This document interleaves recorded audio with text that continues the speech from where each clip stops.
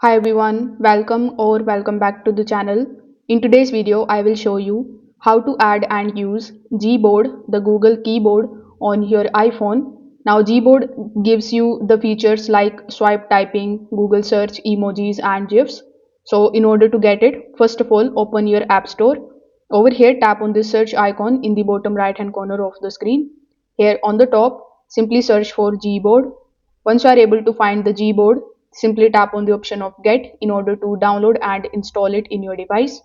Once it is installed successfully, simply just open the settings of your application. Now in the settings, simply just scroll down and tap on the option of General. In the General, look for the option of Keyboard. As you can see, after tapping on the keyboard, on the top it is going to show you how many keyboards are available here in your iPhone. So when you tap on it, it is going to show you the Gboard option available here. When you tap on the option of Gboard, simply turn this toggle button on that says allow full access. Now once you do this, you are going to add and use Gboard in your iPhone in no time. If this video helped you out, make sure that you like this video and subscribe to the channel. Thanks for watching.